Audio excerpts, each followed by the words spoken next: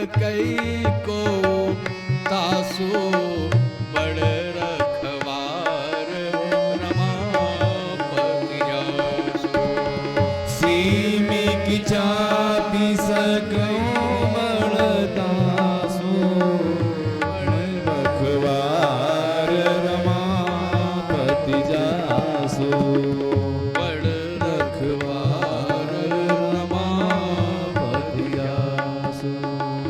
बड़ रखवार रमापति जासु। गरल, गरल बने विष, विष का पर्यायवाची है गरल।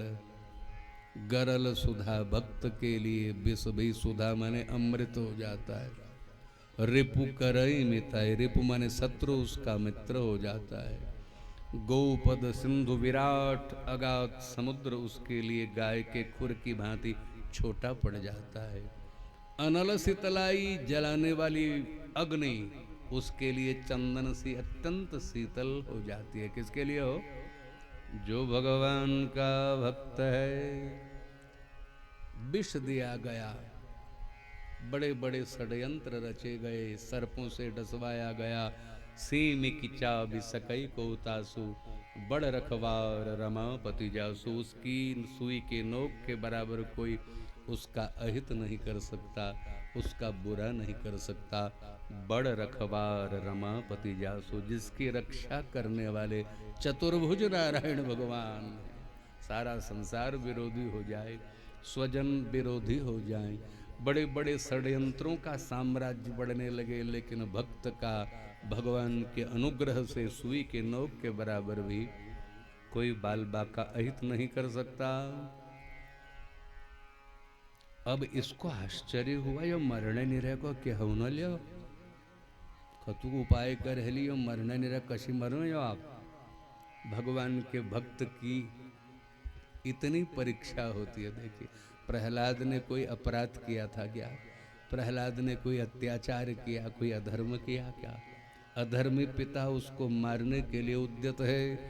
इस समय श्रेष्ठ मंत्री गण आकर के समझाते हैं। जितम त्वयैकेन जगत्त्रयं भ्रुवोर विजृंभण त्रस्त समस्तधिष्ण्यपम न तस्य चिन्त्यं तव नाथ चक्ष्महे न वै शिशूनां गुणदोषयोपदम। महाराज, बच्चों का नटखट स्वभाव होता है, छोटी अवस्था होती है, बच्चे क्या क्या कह दिया करते हैं। आपने तो अपने बल पराक्रम से जितन त्वयैकेन जगत्त्रयं भ्रुवो, आपने अकेले ही समस्त अपनी भौं टेढ़ी करते, भ्रों घुमाने मात्र से त्रिलोकी को आपने जीत लिया है। आप जब टेढ़ी तिरछी भौं करते हैं तो तीनों लोग आपके बल के प्रभाव से आपसे भयभीत होकर के कांपते हैं। इसीलिए न तस्य चिन्त्यं तव नाथ चक्ष्महे, हमारे देखने में तो आपके लिए ऐसी कोई चिंता की ये विशेष बात नहीं, इतने महान पराक्रमी आप हैं।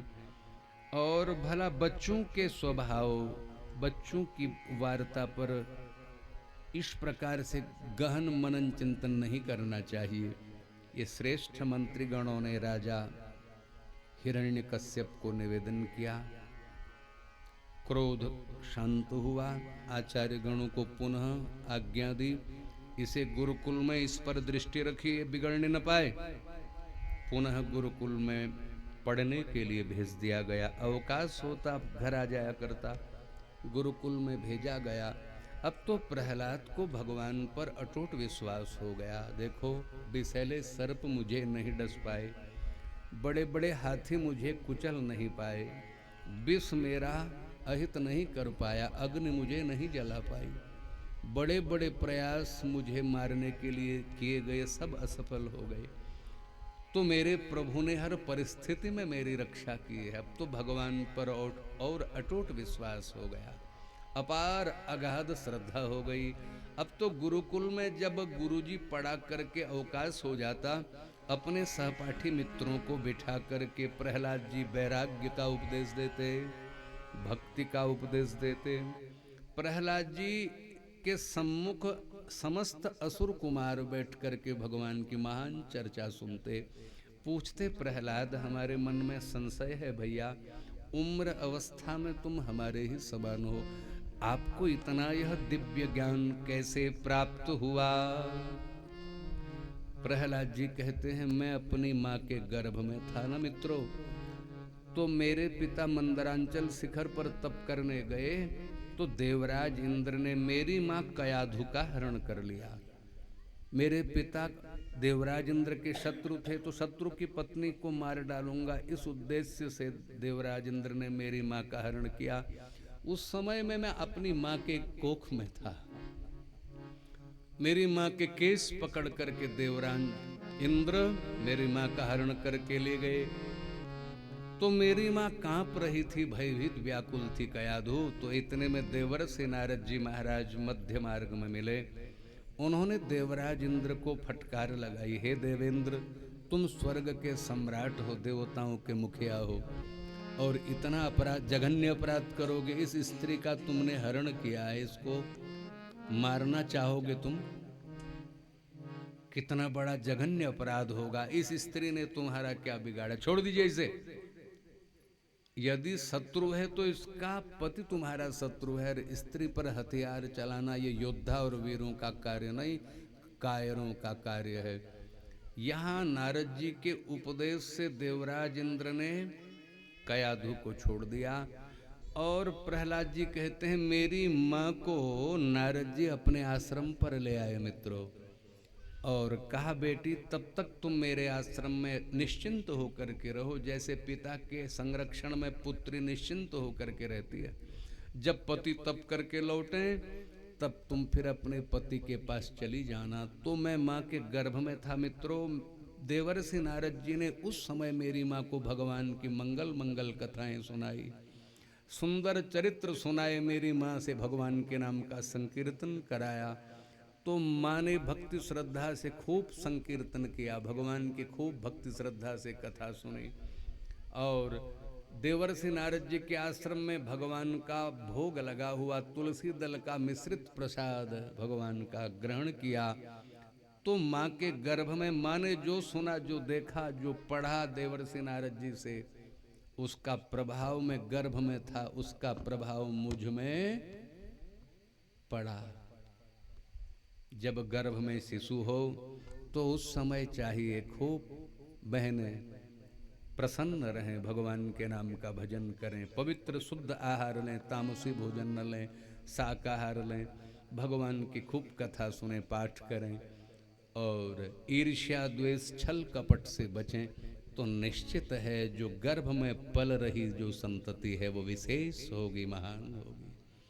अन्य पुत्र तो राक्षस हैं, लेकिन प्रहलाद को माँ के गर्भ में देवर्षि नारद जी के द्वारा भक्ति की शिक्षा दीक्षा माँ के गर्भ में ही संस्कार अवश्य प्राप्त हो गई, माँ के द्वारा ही। तो मुझे माँ के गर्भ में ही यह सब प्राप्त हो गया। मित्रों, मिल कर के हम सब कीर्तन करें। सब राक्षस अपने सहपाठियों से प्रहलाद जी कीर्तन कराते। गोविंद मेरो है, गोपाल मेरो है, गोविंद मेरो है, गोपाल मेरो है, गोविंद मेरो है, गोपाल मेरो है, गोविंद मेरो है, गोपाल मेरो है, गोविंद मेरो है, गोपाल मेरो है, गोविंद मेरो है, गोपाल मेरो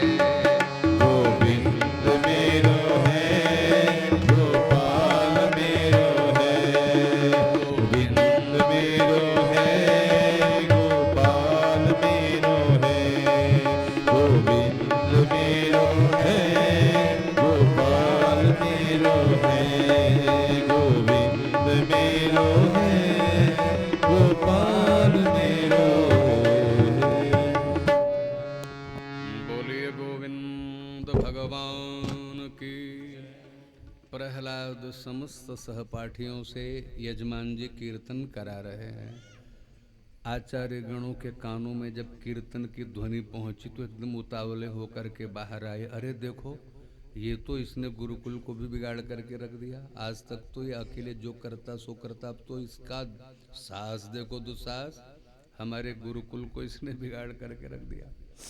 जो राक्षसों के पुत्र हैं वो भी भगवान का कीर्तन कर रहे हैं। सीधे सीधे महाराज ये चल हम बसों हैं। आप दौड़ते दौड़ते गए। हिरण्यकश्यप का महाराज, अब अपने पुत्र की करतूत और क्रियाकलाप आप स्वयं जा करके देखें। अब तो वह निर्भय होकर के, निडर होकर के कीर्तन करा रहा है। हाथ में तलवार थी, क्रोध में आग बबूला होकर के सीधे गुरुकुल गया तो देखा प्रहलाद मध्य में बैठे हैं और असुर कुमार कीर्तन करते करते नृत्य कर रहे हैं। अब तो भयंकर क्रोध आया और उन्हीं के मध्य जाकर के प्रहलाद को कस करके उसके हाथ को पकड़ करके घसीट करके ले आया। अरे कुल अधम कुलाधम, मैं तो चाहता था बेटा तू मेरे इस राज सिंहासन का उत्तराधिकारी होता, लेकिन बेटा तेरे भाग्य में न पिता का सुख है न राज्य सुख है। अब बेटा आज तक मैंने तुझे नहीं मारा, आज तू मेरे हाथों मारा जाएगा।